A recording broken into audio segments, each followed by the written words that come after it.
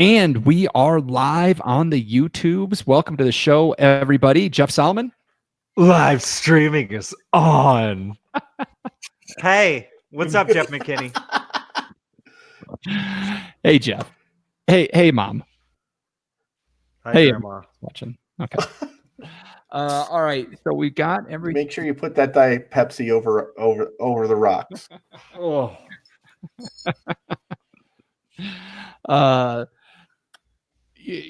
Let's see. Oh, so at the end of the show, Blair and Laura, I'm going to say thanks again for joining us at the We Like Drinking podcast. And then we're all going to kind of sing-songy say, where you never drink alone. And we all punch the camera for some reason. So you're more than welcome to join us with that. You'll probably forget and look at us like we're really strange, and then halfway through remember. Just don't go too crazy with the punch, because then you punch the camera off and everything goes haywire and it gets really funny. So just there's going to be that. I think that should do it. You guys ready to record? Yeah. All right. We're all going to drink the mixed red tonight. Yeah, we've got the beloved mixed red wine blend. And then John drank it all already. So. Yeah, and John already finished his. Hey, Sharon, help me. Help me. I think he already drank the rosé as well. I think she should change her name from Sharon to Taken.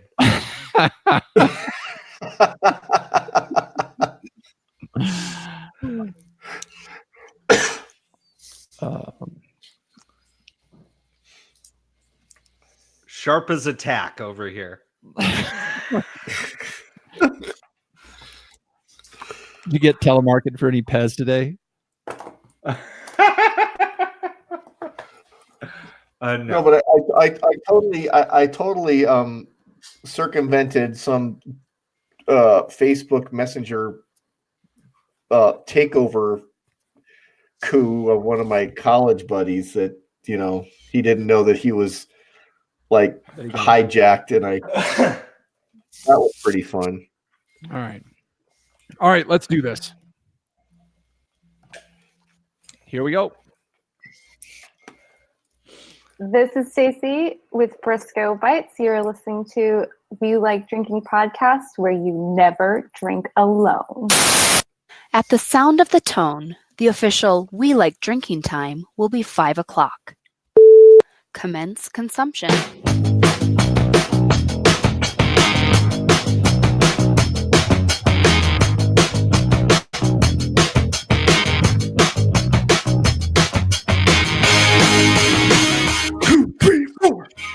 This week on episode 248 of the We Like Drinking podcast, we'll be discussing shots of whiskey, fantasy football, and we're saving all the dogs with Blair and Laura Lott from Rescue Dog Wine. So crack open your beers, uncork that wine, and let's get drinking!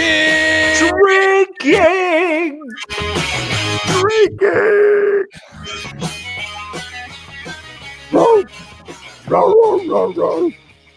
row. Right? All right, that's how we start the show. We should be running that maple bacon kind of video right now, where the dude teases his dog with the maple bacon. Row, row, row. All right, Scooby's on the show this week. Jeff Solomon is looking like Shaggy because he's so bloodshot eyes from lack of sleep. Oh, me, I'm fresh as a daisy. John, his wife won't come close to him. I smell like I haven't taken a shower in a week because it's dark. We're wearing sunglasses. So let's do this and say cheers, my podcast tricky friends, and welcome to Happy Hour 248 of the only two-time award-winning topical beer and wine education podcast focusing on fun and dogs and booze and everything else that we want to have. So here we are. What are you doing, John? You're doing half a hashtag. You're signing. I don't know. I was doing FUN. FU what? I don't know American Sign Language. FUN. F. Oh wow. U. If I spread it, U N. Fun. It took 10 seconds to lose control of this episode. I apologize to our guests already. Ladies and gentlemen, my apologies. John doesn't realize he's on like a 6-second delay, and so everything is really weird right now. So by John, now, what you folks, need you realize I'm on low definition video. everybody's on a 6-second delay. Everything's just going to be chaos. So by now you realize this is just a top flight, high-end podcast that you probably should subscribe to. So visit WeLikeDrinking.com/subscribe and make sure you never miss another episode of this awesomeness. All right. John, we lost John. All right, let's No, I'm here. So tonight we're joined by our usual panel members. We have our wine blogger and new daddy, Jeff Solomon. I've been a dad for like almost 6 years now. I just have more. I'm more of a dad than the rest of you. That's. I'm more. I'm like one more of a dad than everybody else. We've got our beer brewer, John Ruyak. Yeah, I've washed most of the cottonmouth and timber rattlesnake poop off of me since I got home on Monday. And I am your host, Jeff Eccles. I have nothing else to add to my intro. Our guest this week, owners of Rescue Dog Wines, a Lodi-based winery that donates 50% of their proceeds to rescue dog charities across the U.S. He's a little bit country and a little bit rock and roll, while she's an Air Force brat with childhood memories made in the northwest coast of France.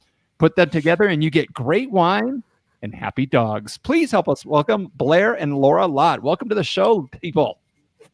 Thank you. We're happy to be here. So happy to have you guys on the show. I'm already getting text messages from people that are watching live saying, do you guys have all your dogs on the show? No, that would be too much chaos. We'd have like 8 animals on the show right now. Yo, but I'll tell you what. Asleep right now. I'll tell you what. All my dogs watch and listen every week. So shout out to my dogs. Does that include Jeremy from the Felton Cover Bridge? Yeah. He's my dog. With some paste picante sauce. Yeah. What else do dogs eat? All right. So welcome to the show, Blair and Laura. Thank you for joining us tonight. Well, we're happy to be here. Thanks for having us. Thank you. And thank you for sending this delicious wine. We actually got 3 wines from them. We got their Rosé, their Sauvignon Blanc, and the one we're drinking tonight. This is the beloved mixed red wine blend. So first thing I have to know before we get into is who is this lovely little pooch on the label of this wine? So this is just a artist rendition of a mixed breed. Okay. We thought about whether or not our dog was going to be on the label, but Our sparkling wines may have a dog on it that resembles our Daisy. Okay. And is that for all the ones that are currently released? Is there just artists, just dogs and special dogs? Except for the bubbly, so we call it our champagne. Well, we call it bubbly boxer, and Daisy's a boxer, and she's the most perfect boxer. So we had to put her. she's the most perfect dog. Period. I think that can be said for a lot of boxers. We still comment that our Shiba was the best dog ever, and she was a boxer breed, boxer mix. Yeah, they're fantastic dogs. No, we wanted to really highlight the fact that rescue is the favorite breed for us. It's really not about breeds. I have yet to meet a dog that I don't love. So, we just ended up with a boxer. That's what happened to land in my lap when I was at the animal control in Georgia. But our red blend really is our flagship wine, and we really want to emphasize the fact that it's about rescue.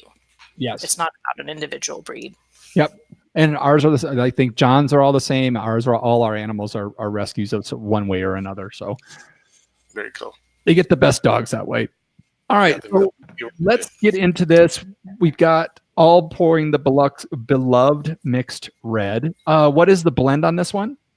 So this is a blend of Traldigo, Zinfandel,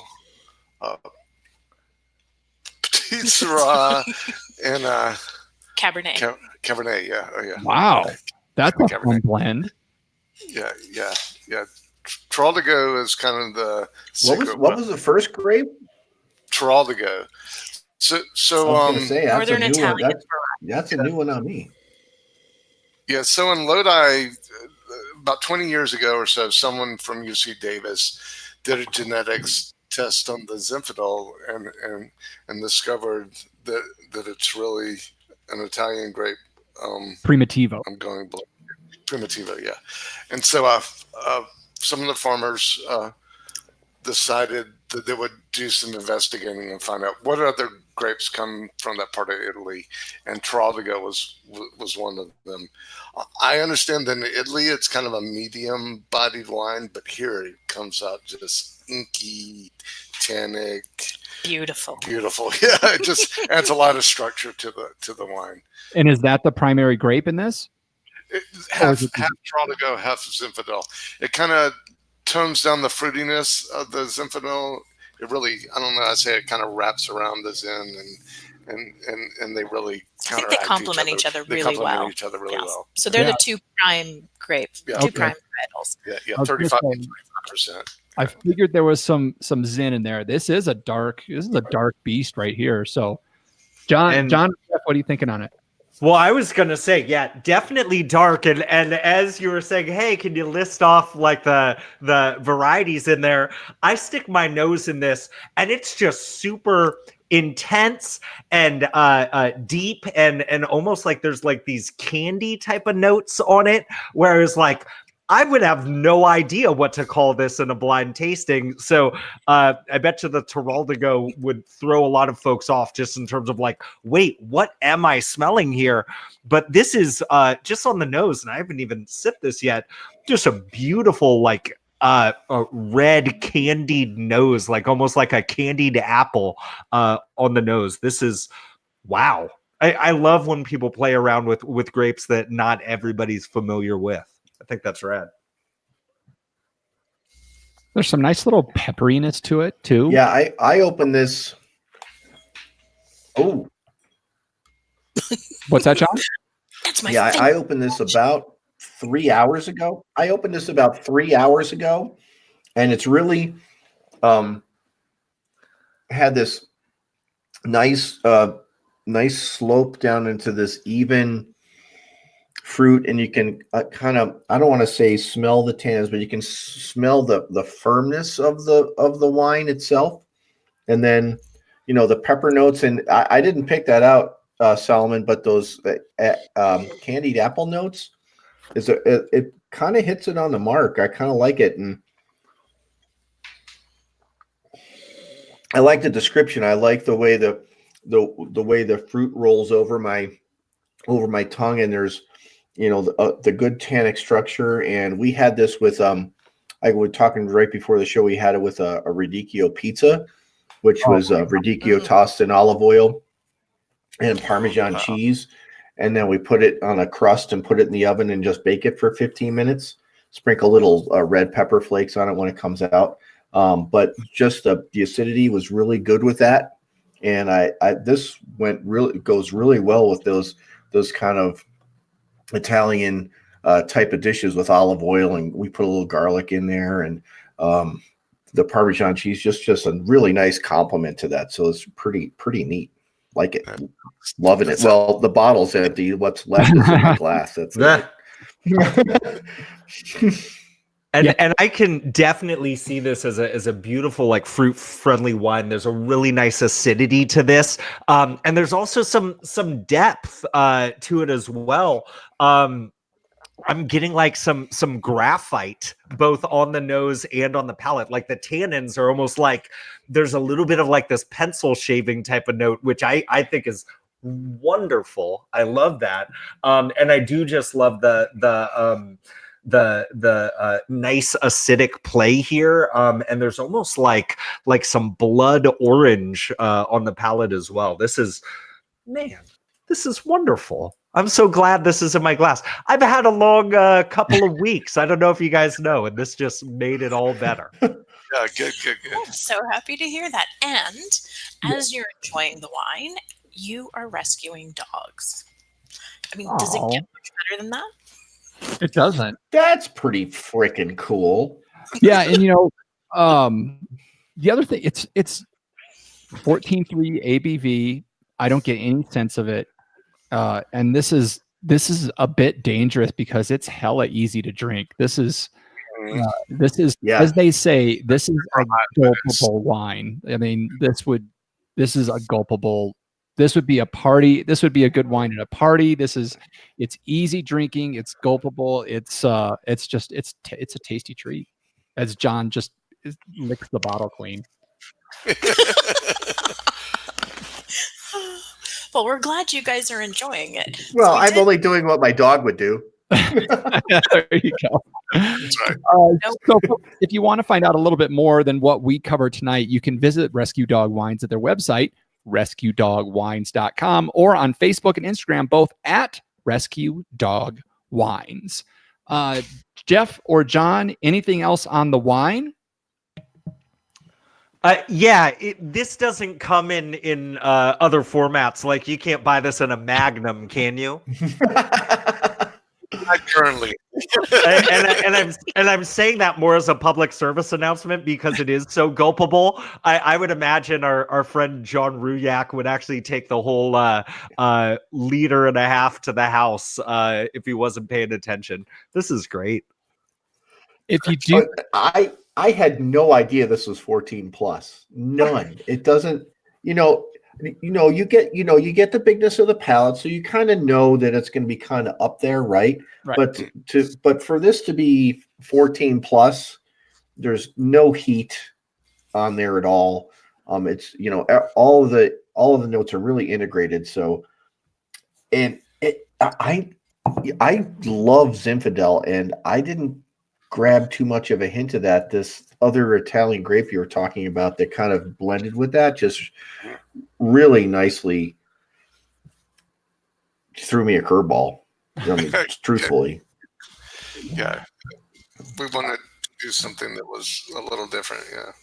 So I will say, Blair and Laura, if you guys do start going into the bigger and bigger bottles, you can't call it a Magnum. It's gonna have to be like the Saint Bernard bottle or the Great the Great Dane. Yeah, the Great Dane. That's great. John has purple beard now from the wine running down his face. This is fantastic. Nothing but professional. I do not. Come on. Blair or Laura, anything else on this wine before we move on to the show? I think you guys have done it justice, though. I'm just love when people enjoy the wine. I think that is one of the most gratifying things, is to enjoy the wine with somebody and to see how much they really like it. Yeah. Thank you for sharing. Yeah. Absolutely, yeah, and we've had other winemakers on the show, and that's a really consistent thing from them. Is that you're creating something and being able to watch someone physically enjoy that product that you produced has got to be quite the feeling, and we've heard that from multiple winemakers on the show, so we understand where you're coming from. Okay, well, we've gotten through the tasting, so now it's time to let the chaos run wild and free. But before we get to the chaos, let's get our brains into shape with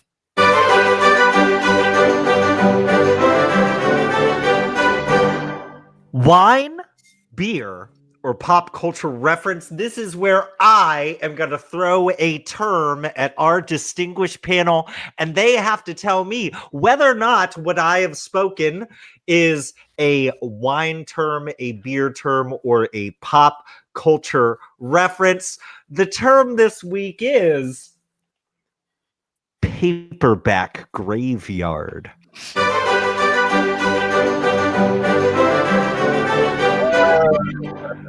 Is paperback graveyard a wine, a beer, or a pop culture reference? I see some smiles here. I'm going to go with the guy with the purple beard. John Ruyak, what is paperback graveyard? Okay, so my wife and I are big fans of MasterChef. Right, and in just recently concluded season 10, this young home cook Nick, who dropped out of Harvard to pursue his dream as a chef on MasterChef, served his dish on an open book, and he tried to make a piece of fish taste like old book leather. So I'm not sure. And then he took some squid ink mousse and smashed it down on the pages of the book and laid his fish on top of that. It's not something I would eat. But then again, I've been known to eat chili and cheese hot dogs on 4th of July. Anyway, I'm going to say Paperback Graveyard is a pop culture reference that has nothing to do with anything I just mentioned. Okay. So John's just going to throw that up there. Okay. All right. The beer expert, John Ruyak, says that Paperback Graveyard is a pop culture reference for no reason that he can think of. I'm going to go with Jeff Eccles. What do you think Paperback Graveyard is? Paperback Gray. Okay. I am also going to say that this is a pop culture reference. And I just have, before you even said a word, I was going to say pop culture reference, something to do with having a baby, but I'm not going to go with that one anymore. But that's a different type of graveyard, man. I don't know if anybody knows this, but Jeff Solomon used to work for a record store. I did work for a record store, yeah. And Jeff Solomon used to be in a punk alternative band in his hometown in San Jose, California. Also, Blair was in an alternative band in Georgia. And so I think that's where Jeff's going with this. I'm going to say that Paperback Graveyard is an alternative band out of somewhere in Texas. So that's what I'm going to say. Okay. Wow. That's intense. All right. Gosh, it's interesting because our next two guests are in the exact same room, and I think they both might have the answer for it. So I'm just going to throw it at you together. Laura and Blair, what is Paperback Graveyard? So that is the name of a publishing company for my songs that I wrote. Like in your rock and roll days. My rock and roll days, yeah. When you had long, it's curly also hair. a line from one of my songs. Or a snippet. You can't see, but he very cool said that. Yeah, that took me totally off guard. I'm not sure Laura known what that was either. I'm still according to Facebook, Paperback Graveyard is the record label of the Blair Lot Band, a sextet that is centered around the songwriting talents of Rescue Dog Wine's own Blair Lot. Paperback Graveyard.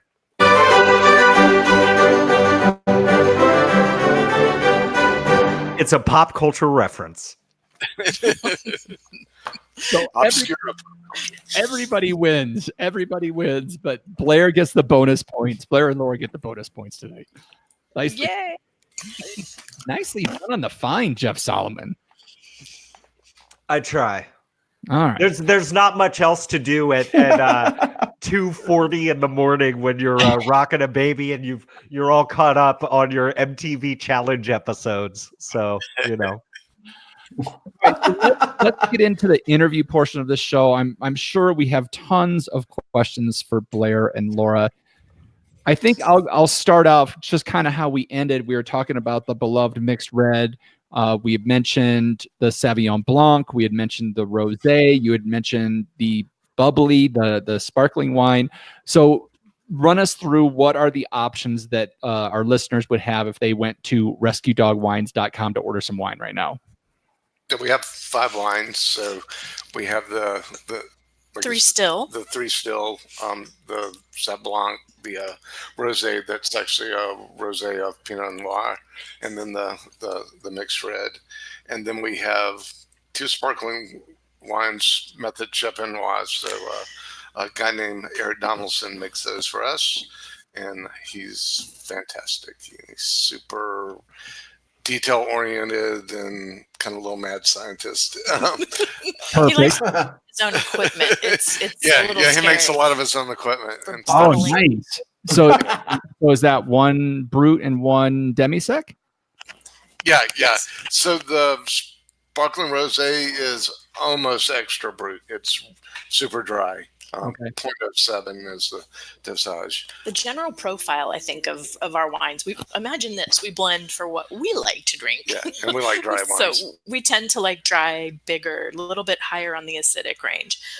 So the sparkling rosé is definitely falls into that category. And then the demisec was because we have a lot of people who may not like.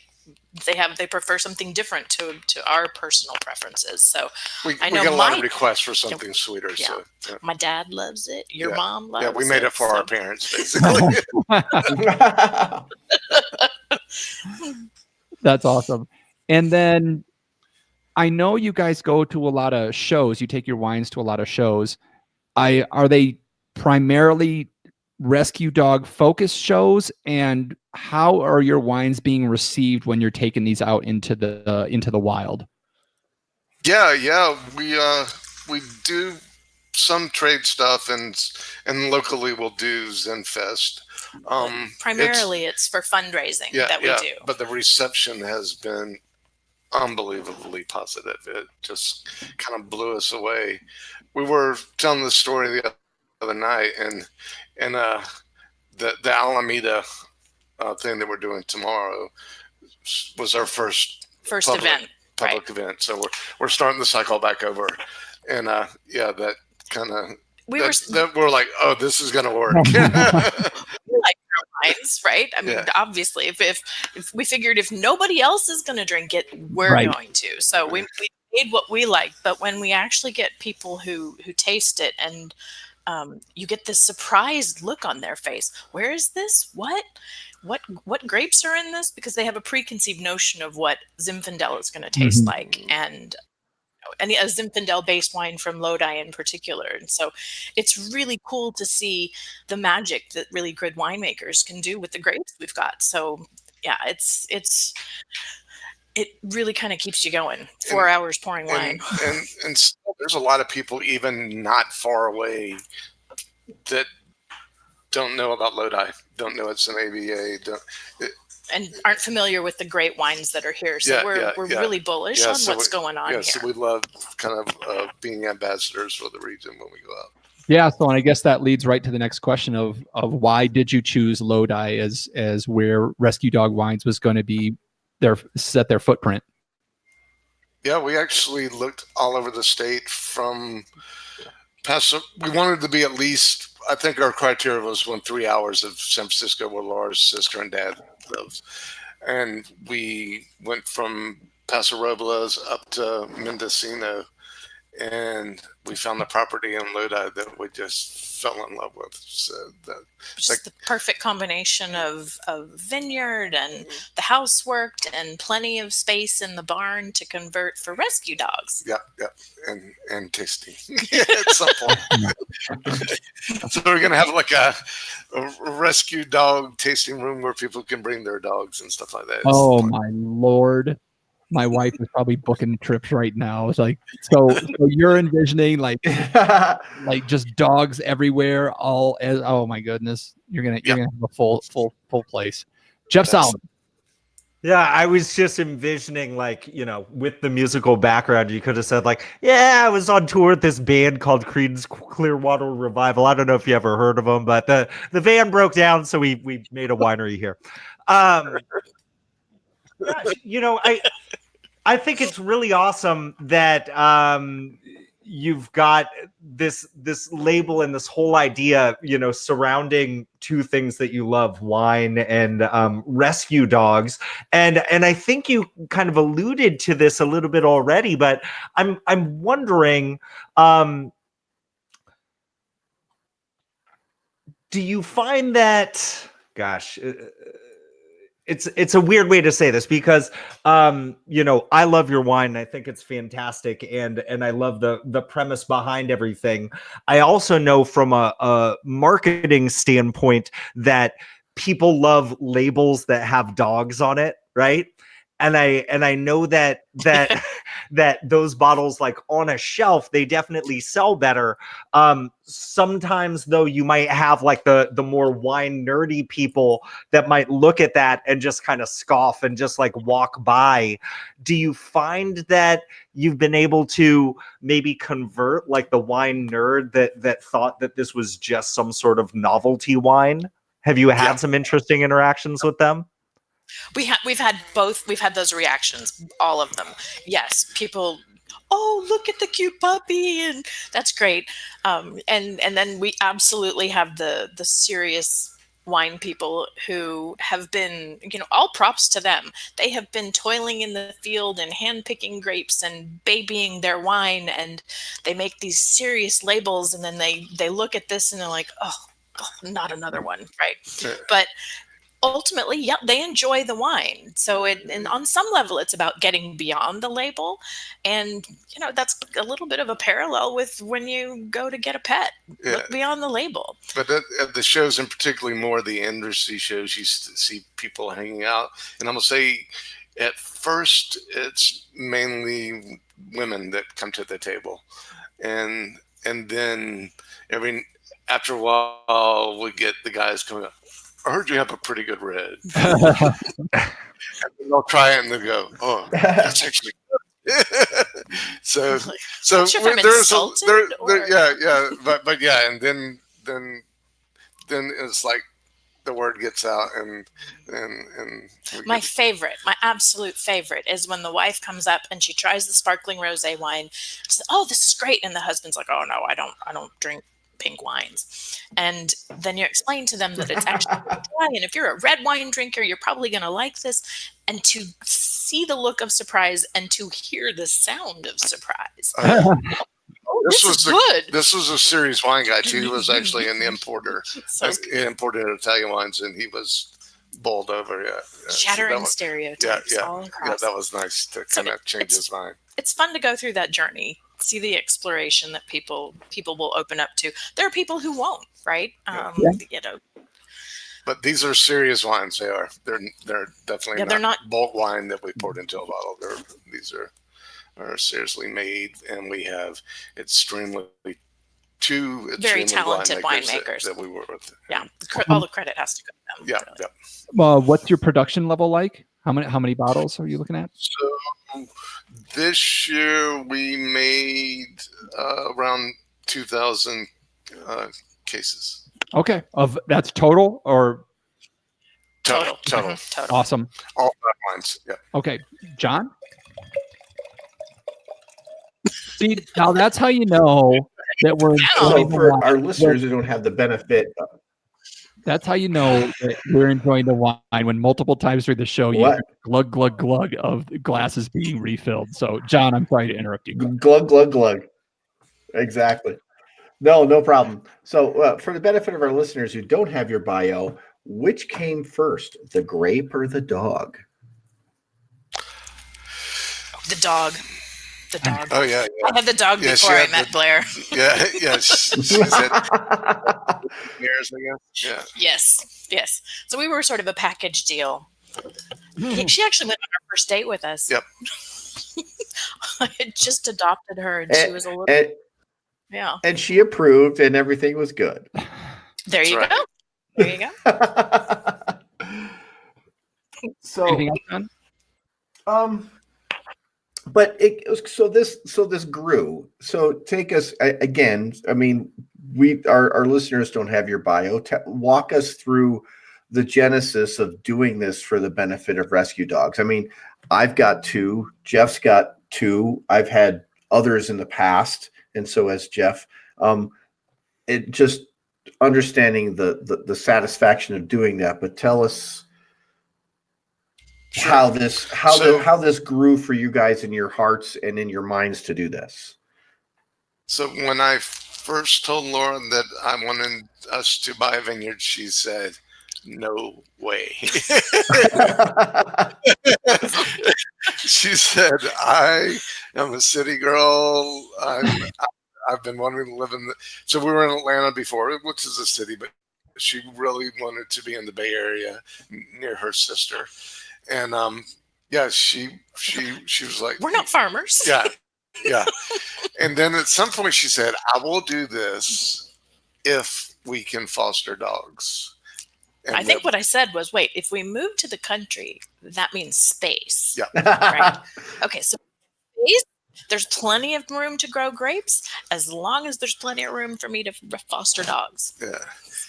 And then, so as we're driving around looking at property, and I think we were coming back from Paso Robles, kind of on the way to Gilroy, and it just popped in my head, Rescue Dog Wines.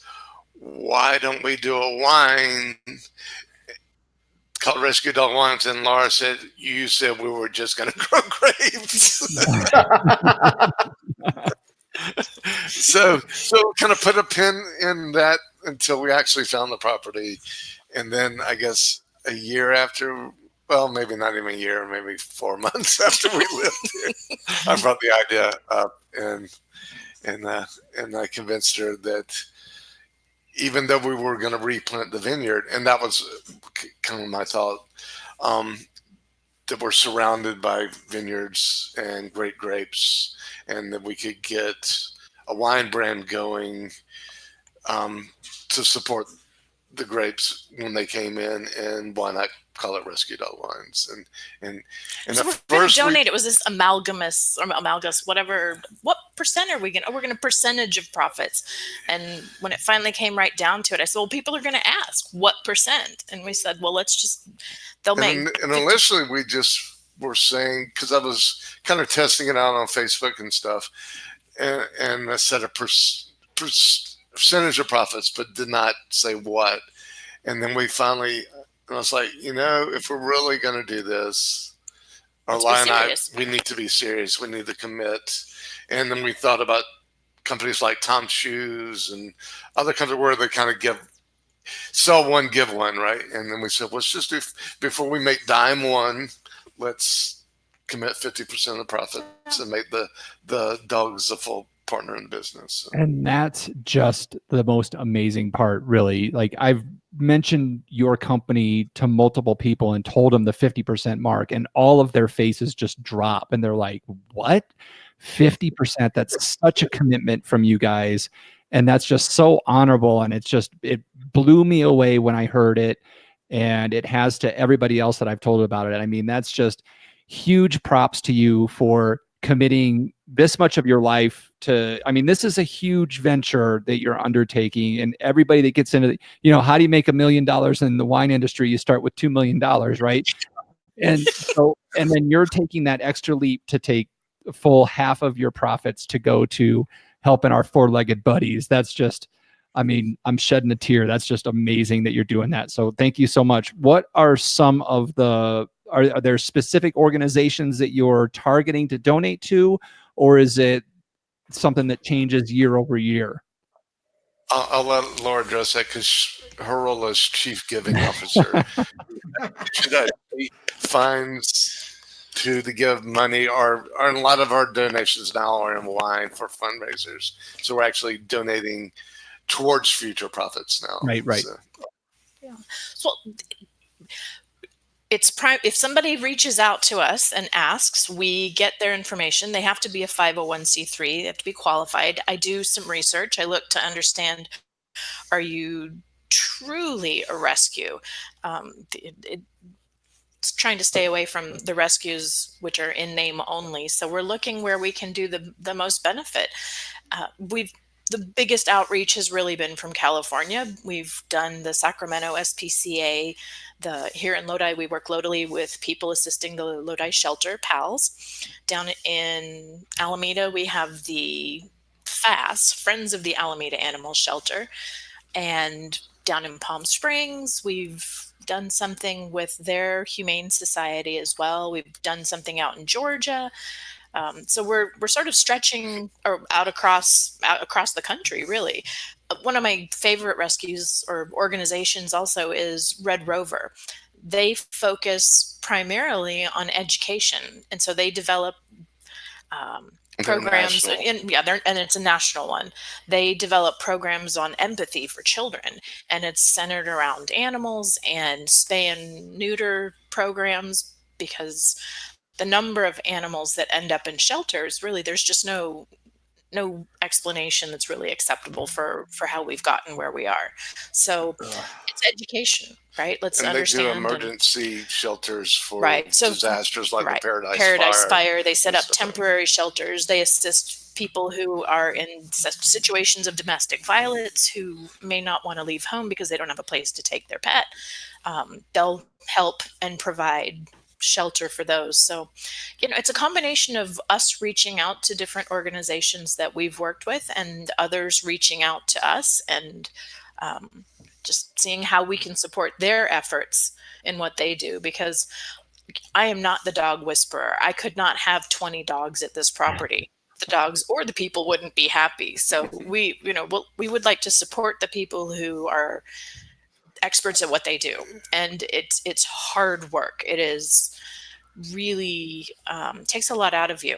It's very emotional. And just with our fostering, we foster dogs, and every single time there are tears when the dog goes to their forever home. So but those are happy tears. Absolutely. Yes. They never go to another home that isn't as good or better than ours, and as good as our home is, there are better homes that are better fits. It's finding the right place for the right dog. I'm just laughing because Marley woke up because I touched him, and we're talking, and he's a yellow lab, and my wife went and fought for him at the 98th Street dog shelter, but he stuck his foot in his ear to scratch it, and then he smelled it, and he went, "Rrr." Like, what the hell did I just pull out of my ear?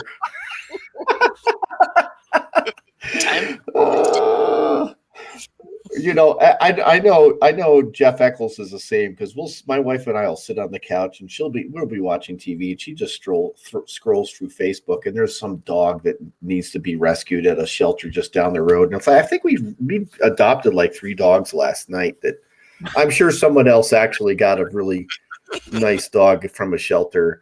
But have you guys seen that video from Costa Rica about the place that has like 500 dogs? Yeah.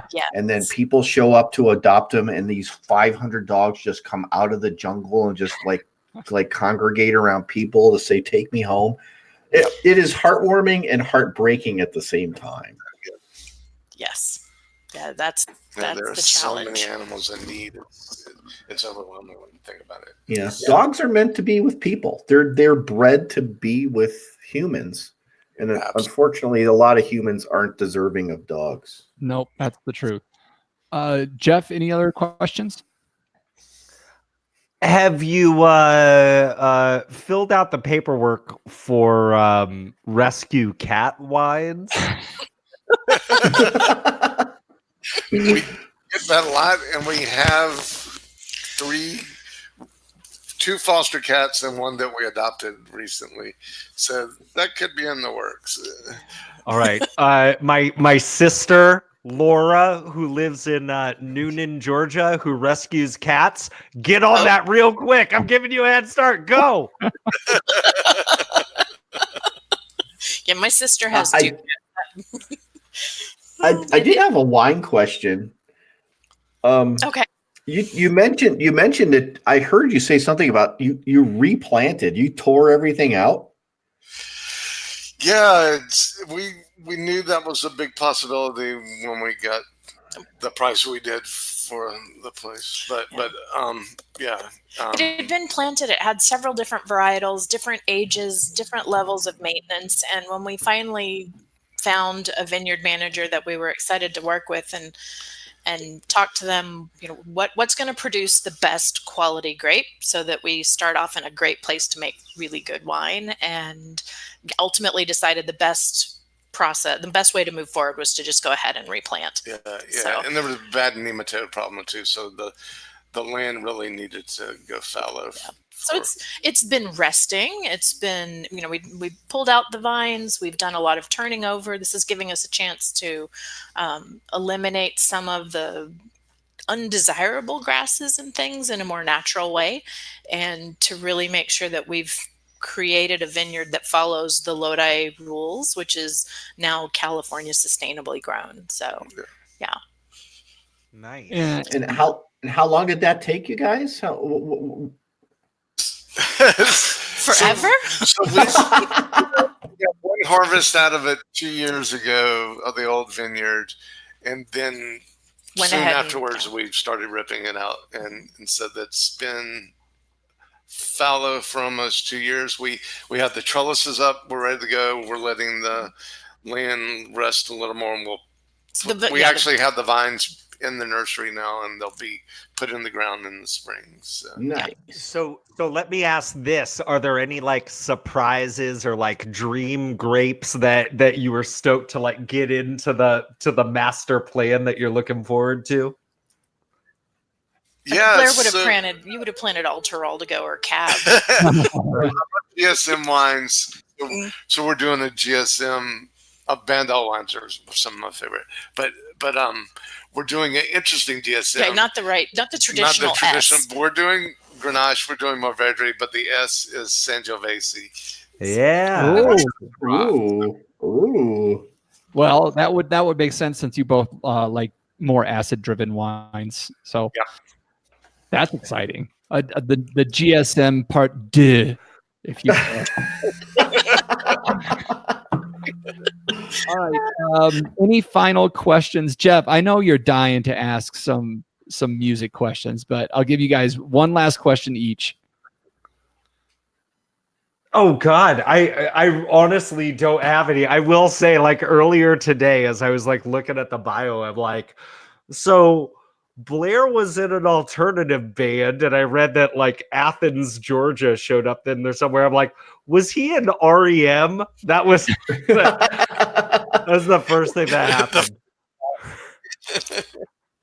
No, John, we saw those guys around town, and we actually borrowed one of Mike Mills's acoustic guitar for a demo session. And you didn't borrow his mandolin either.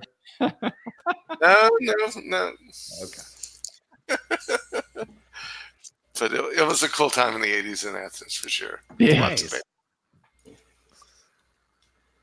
John.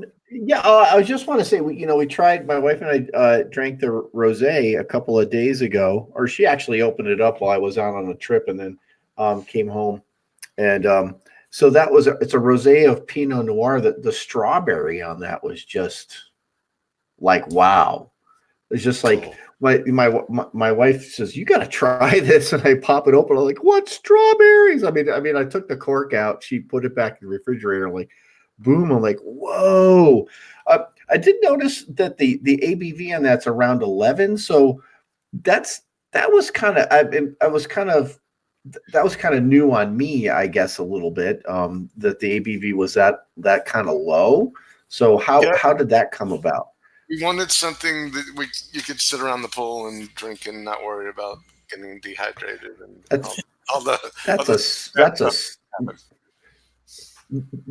around these parts on this podcast, we would call that a session rosé. Okay. You would call it. But it's still and it's a good food wine too. Yeah. One of the things we try to balance is that it'll stand up to food. You can enjoy it with food, and it's of course even better. But you don't have to have food to drink the wine either. So. Oh, yeah. I came home and I had it with lobster ravioli last night. Nice. Oh, that sounds like good. Yeah, it was pretty damn good. All right. And once again, we were talking to Blair and Laura Lott from Rescue Dog Wines. Blair or Laura, as part of the interview portion, is there anything we missed that you want to get across to our listeners before we move on? You guys have done a great job of asking questions. I don't think there's anything extra. Yeah. Ask your local stores to carry us. We're slowly rolling out there you go. into retail. But yeah, for now, in 40 states. Sharing is caring. You can purchase our wines online. So you can purchase online at rescuedogwines.com. You also have a wine club available on there, right? Yes. And explain the wine club real quick. So it's well, there's two clubs. They're very similar. One, you get one delivery of 12 bottles right before the holidays. But the basic premise of the other one is the quarterly shipments, 3 bottles. You get 20% off the retail price, and then every purchase you make outside of that, ad hoc purchases, you also get 20% off. And the regular shipments have shipping included, which is nice. Oh, excellent. Very Okay. nice. Awesome. All right, so we're going to move on with the show. You're as we say, we're off the hot seat, but I don't think we've ever asked a hard hitting question on this show. So thank you guys so much for joining us. If you need to go, you can. You're more than welcome to hang out with us for the rest of the show and get into the really silly stuff. But yeah, We have some more wine, so we'll probably hang around and enjoy. excellent. Let's do it as we get into the hard hitting booze news. We discuss interesting, noteworthy, or sometimes some pretty silly things. This is going to be an interesting one this week. It's all over the interwebs, John. Let's bring it to the airwaves. Dateline Scotland. The Glenlivet has caused a bit of a stir with Scotch fans by releasing Scotch pods. Pre-made Scotch cocktails from the Glenlivet that you can purchase, I think, through next Sunday. Now, it's a limited release, but we went. It's made of probably from the same type of stuff as your Tide Pods or your Cascade Pods for popping in your dishwasher, where you just pop it in your mouth and it dissolves, and you swallow this Scotch cocktail in a 1 ounce pillow. So I'm just thinking, I'm going to open this up for discussion. Whoever goes first, but with all the CRAP that happened last year, why wasn't there an adult in the room that said, no, we shouldn't do this? You know what this is? What is this, Solomon? Why don't you enlighten us? This is the exact same marketing practices that the tobacco companies were doing. It started with like Big League Chew and candy cigarettes, and then they turned it into vape juice. I'm seeing the same thing here. Like the fine folks at the Glenlivet are like, how can we market this towards kids? I know kids like to eat Tide Pods, so let's put our Scotch in pods. By the way, kids aren't really eating Tide Pods. I just want to throw that out there. But I mean, I know some kids who I wish would, but what I'm saying is, like, I don't know, like, it's getting us to talk about Glenlivet, where in a world of you got your Glenlivet, you got the Glenfiddich, you got all these Glens. Sometimes you just have to stand out. And so if you can get like a 14-year-old to get kind of stoked on your Scotch early, I'm all for it, right? What would be wrong with that? That's quite the take on it. Excuse me, do you carry Glenlivet flavored vape juice? And John, they have 3 different flavors. Is that right? You know what? I pulled up the New York Times story, and it doesn't tell me what the different flavors are. Oh, I'm digging through this, and I'm like, all I know is the dude that started Glenlivet, George Smith, carried pistols because he was distilling illegally, and then he went legal, and people were pissed at him. But it doesn't tell me what the flavors are. So, regardless of the fact, I thought these were intelligent people in Scotland, and they really shouldn't do this. It should only be But two they're- flavors. It should be neat and rocks. The rocks comes with pop rocks inside of it. I think there's a spice flavor and there's a couple other. I know there's 3 different flavors. The Blair or devil's cut. Blair or Laura, what do you think? Whiskey in a Tide Pod format. What are your thoughts? All I can think is Scotland is home of the deep fried Mars bar. So maybe it would go with that. Just say no. Just saying. So we won't see any rescue dog wine pods anytime soon, is what you're saying? Not anytime soon. I don't know. Watching they had like an ad for this, and watching the actors like put this brick in their mouth, and then you could see it like pop in their mouth, and then they had this forced like surprised happy look on their face as this just whiskey exploded onto their palate. Was pretty funny to watch. I don't know. This is unique. I can't see this really going anywhere, but you almost see it like as a grab bag at the liquor store, like, hey, 2 for 1, grab your pod on the way out the door. Just nothing about this sounds like a really great idea, but you think they could do, there might be some fun with some mixed drinks that you could do with this. I don't know. It's basically a shot, right? So yeah, pretty much. It's a low shot. So look, in a world where people think Jello shots are good, which Jello shots have never been good. Like every time I see somebody make Jello shots, I'm like, why are you doing this? You're wasting Jello, honestly. But like in a world where they have that, where then you live in that same world where people buy pre-made Jello shots, it's like it's in that same realm, except it's probably more true to the form of the actual spirit that's being used. And I will say that, shit, man, I don't drink a lot of scotch. I'm sure the last time I had Glenlivet, it's probably been about 10 years. These pods would get me to try it again, because if I was at a friend's house and they had some, of course I would try a pod. Every single person here would try a Glenlivet pod.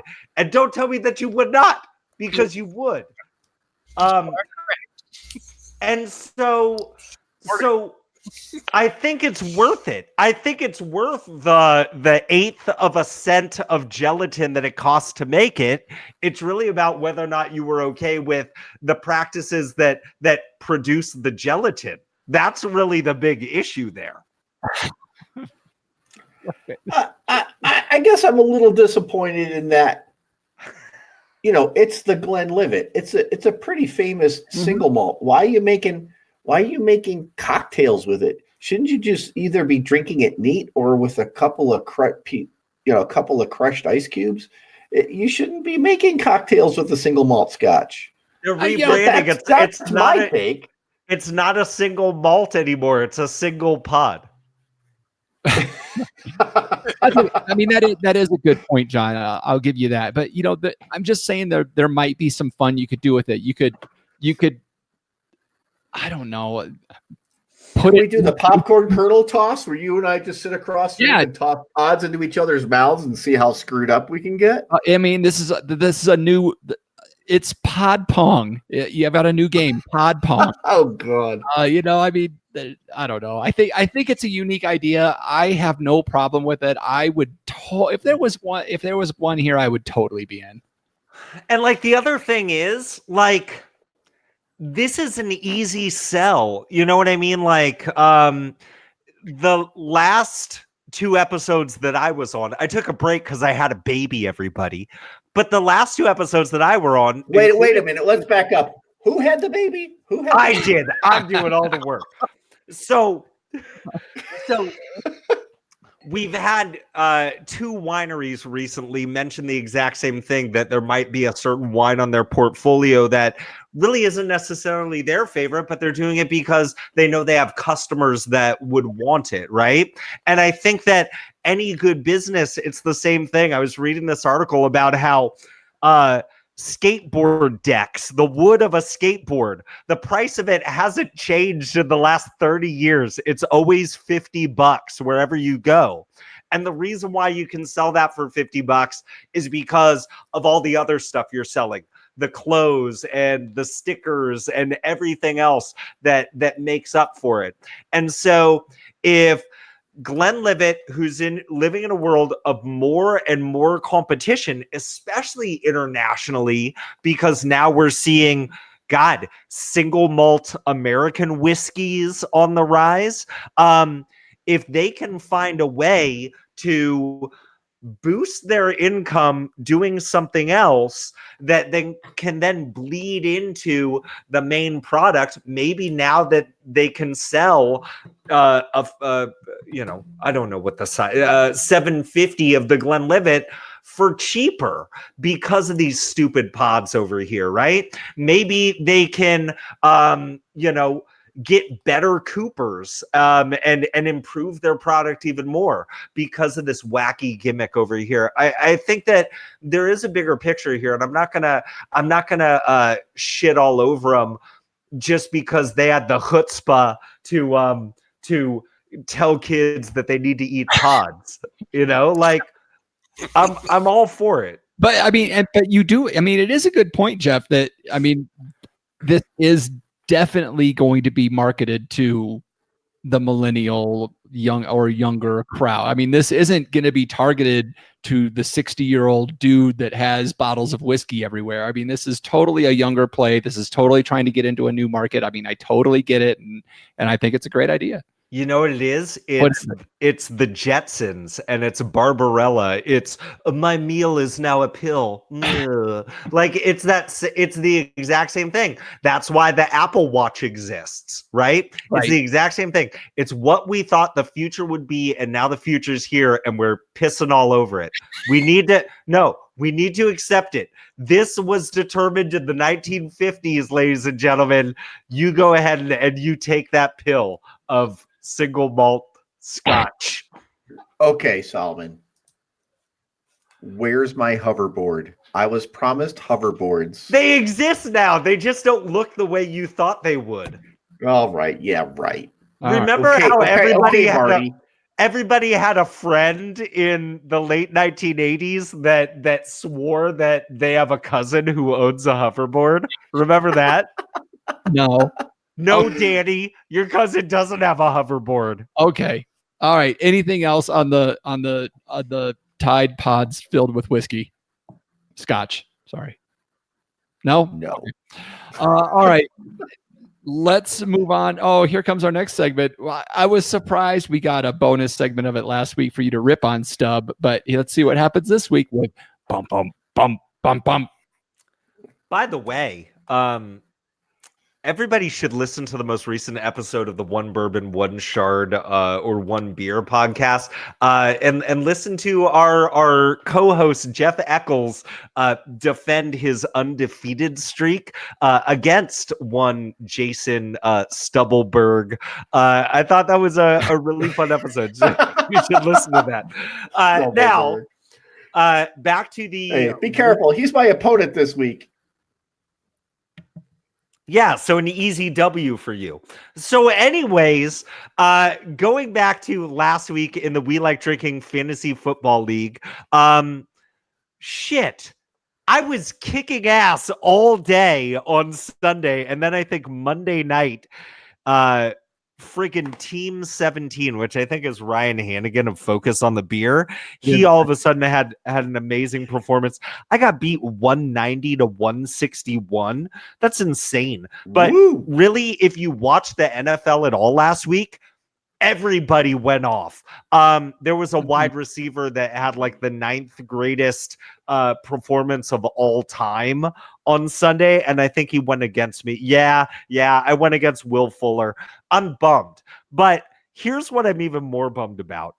I'm looking forward to this week, and I'm going up against the shark snake named Cody. And the thing is, he has the best team in the league. And I want you to remember why he has the best team in the league. Because he Yeah, here took we go. all the players that I was going to take around before me. And so, really, I'm going against myself this week. And jeez. and I'm going to lose because I have a bunch of players on bye.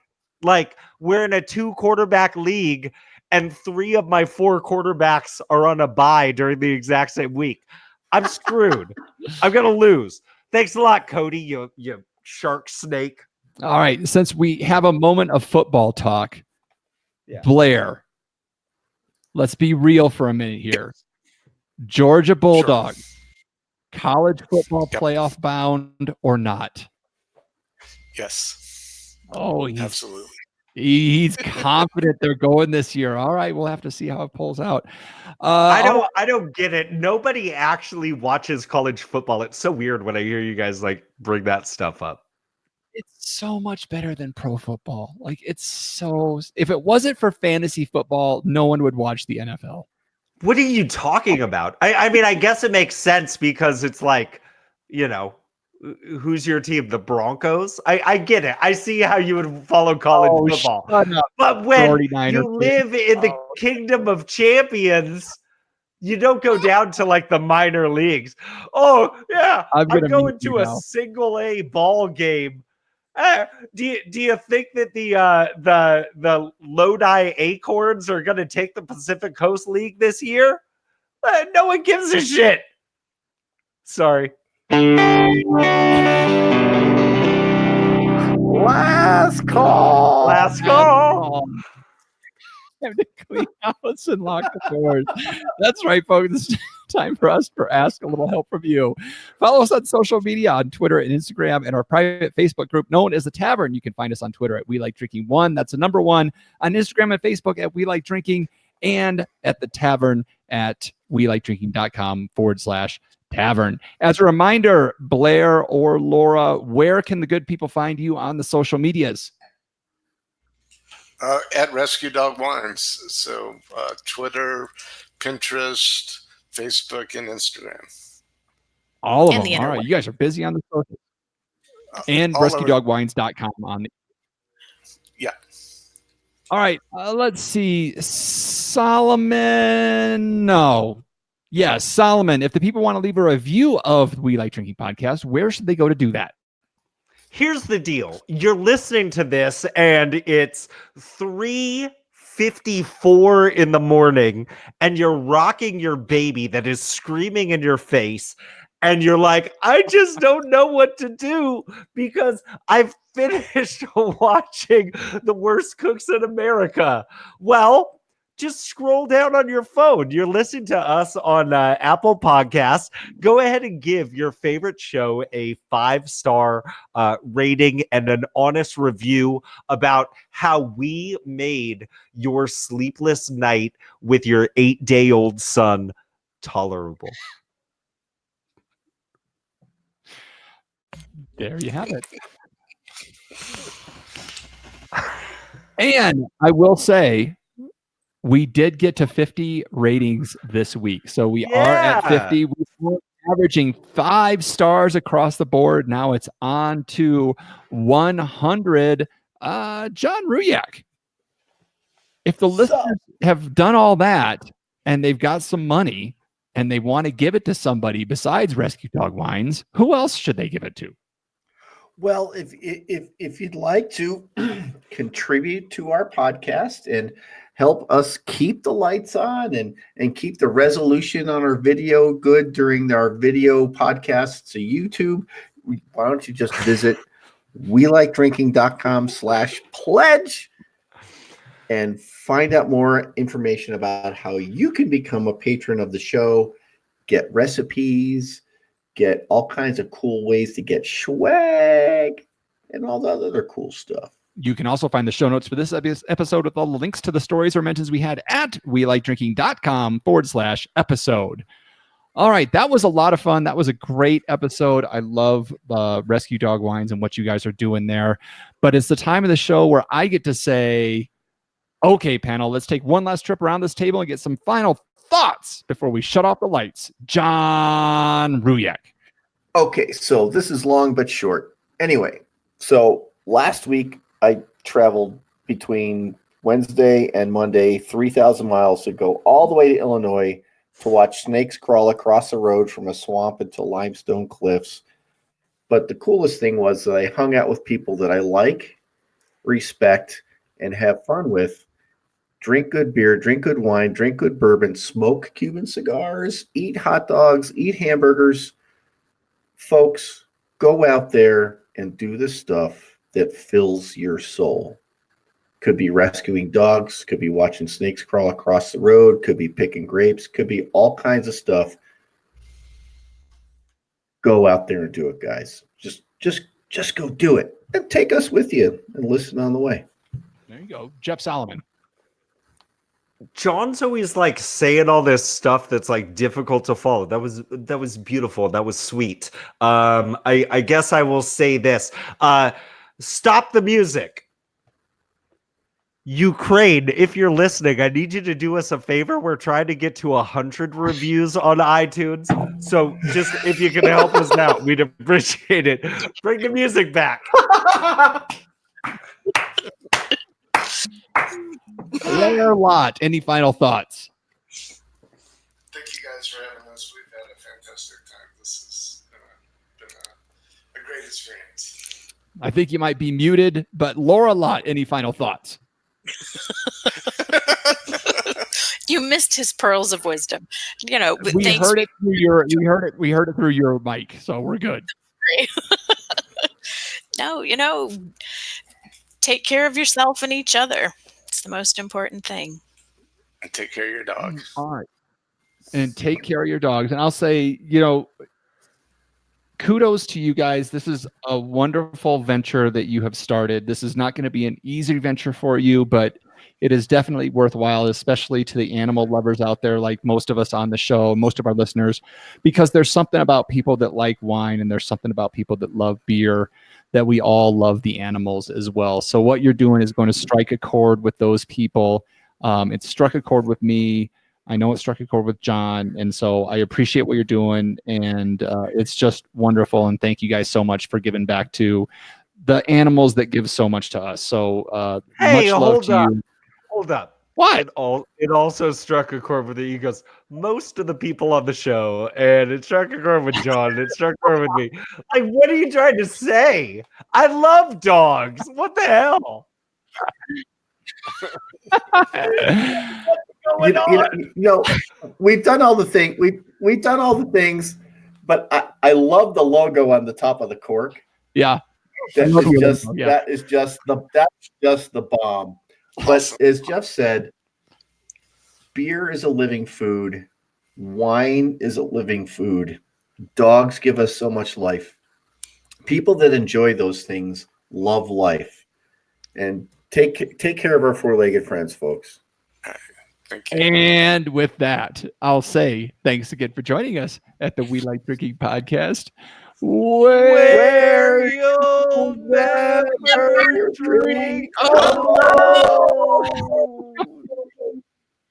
Boom. It's great when everybody's on like a 2 to 8 second delay and we all try to do something at the same time. Now, can we confirm John Ruyak had the greatest delay? Yes. Yes. Absolutely. I don't get it. I say that, I waited 3 seconds for your response. Maybe it's me. I don't know. Viewer, Did I miss it, or did we get a promo from these guys, Eccles? no, hold on.